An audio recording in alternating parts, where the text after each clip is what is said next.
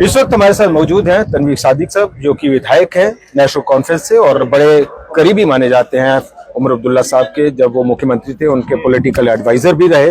विधानसभा का सत्र शुरू हुआ है, लग रहा है कि काफी ज्यादा हंगामा होने वाला है।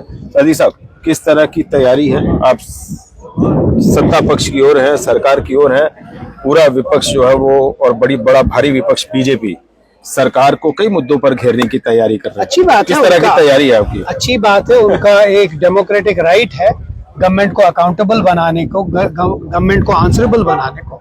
आए, उनका एक हक बनता है। असेंबली एक प्लेटफॉर्म है जहां बात करें। बट इतना ही मेरी उनके साथ उनसे अपील होगी और हर एक मेंबर के साथ कि एक तरीके से एक डेकोरम में करें। उनका हक बनता है वो सवाल पूछे, गवर्नमेंट का हक बनता है वो जवाब दे उनको, बट एक अच्छे एटमॉस्फेयर में जहां लोगों के मसाइल उठे। ये 10 साल के बाद और 6 साल की हुकूमत, ये गवर्नर रूल के बाद पहली बार यहाँ एक हुकूमत है। लोगों के परेशानियां बहुत हैं, लोगों के डिमांड्स बहुत है। उनको वो चाहते हैं कि उनके असेंबली मेंबर्स वो बातें उठाएं। अगर उस दायरे में रहता तो मुझे लगता है इससे अच्छा प्लेटफॉर्म नहीं। यही है कि 12 सिलेंडर आप कब दे रहे हैं, राशन डबल आप कब कर रहे हैं, बिजली 200 यूनिट फ्री देनी थी वो कब दे रहे हैं, एम्प्लॉयमेंट का वादा किया गया था वो कब कर रहे हैं? हमने जो मंशूर में वादे किए हैं वो 5 साल के वादे हैं, वो 5 दिन के या 5 महीने के वादे नहीं। लेकिन जो बजट पेश होगा उसमें वो बुनियाद जरूर होगी जो हमने वादे किए हैं। और आप ये भी समझिए कि स्टेटहुड नहीं है, यूटी है। आज भी मैंने कल ट्वीट भी किया था, एक बिल जो ड्रग्स की थी, एक इतनी इंपॉर्टेंट है, हमारे हर एक जो तबका है हमारे पॉपुलेशन में वो फर्क हो रहा है, लेकिन उस बिल को मनी बिल कंसिडर करके वो पहले एलजी साहब के पास जाइए। एक प्राइवेट मेंबर्स बिल है, सोचिए गवर्नमेंट को कितनी परेशानी होगी। हम कोशिश कर रहे हैं, जो हमारे पास मैंडेट दिया है उस मैंडेट को नजर में रख के जो हमारे वादे हैं मंशूर में, हम वो सपोर्ट कर रही है उस बिल को, जो शराबबंदी वाली, जो बिल ड्रग्स वाली, जो वो जब बिल आएगी इसमें असेंबली में उस वक्त डिस्कशन होगा इसमें। तो दूसरा ये कि ये जो आप कह रहे हैं कि भी 5 साल का है, ड्यूल पावर का बार बार सीएम साहब हवाला दे रहे हैं कि ड्यूल पावर वाली सरकार जो है वो चल नहीं रही, जम्मू कश्मीर के लिए मुश्किल हो रही है। बीजेपी ये बात मानने को तैयार ही नहीं है कि ड्यूल पावर वाली कोई बात है जम्मू कश्मीर। वो तो वो कह रहे हैं भाई यहाँ सरकार है, सीएम साहब उमर अब्दुल्ला है, चलाए और जवाब दें, काम करें, कौन रोक रहा है उनको? देखिए, सबसे बड़ी बात है, मैंने आपको अभी एक एग्जांपल दिया, एक प्राइवेट मेंबर्स बिल ने जिसको इलेक्ट किया है लोगों ने, एक डिमांड किया जो लोगों का डिमांड है, वो ड्रग्स का रिहेबिलिटेशन और स्कूल में क्लास पढ़ाना। जब वो भी एलजी को जाएगी, अब आप सोचिए फिर असेंबली का क्या तकद्दुस रहेगा।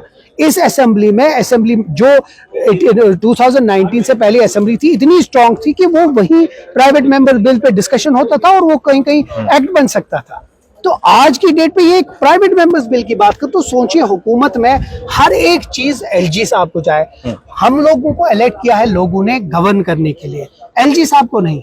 हम लोग फैसला करने चाहिए कि जम्मू कश्मीर के लोगों के लिए क्या अच्छा है, ना कि एलजी साहब। उस चीज में मुझे लगता है ड्यूल पावर सिस्टम नहीं चलेगा। और आपकी ऑर्गेनाइजेशन कह रहे हैं, वो विपक्ष कह रहा है कि भाई है ही नहीं है, तो हम क्या प्रॉब्लम उनका ये है, वो खुश हैं। वो क्योंकि उनको तो पिछले 6 साल से उन्हीं की हुकूमत थी, पहले भी बीजेपी थी, अभी भी एलजी साहब उनके अपने हैं।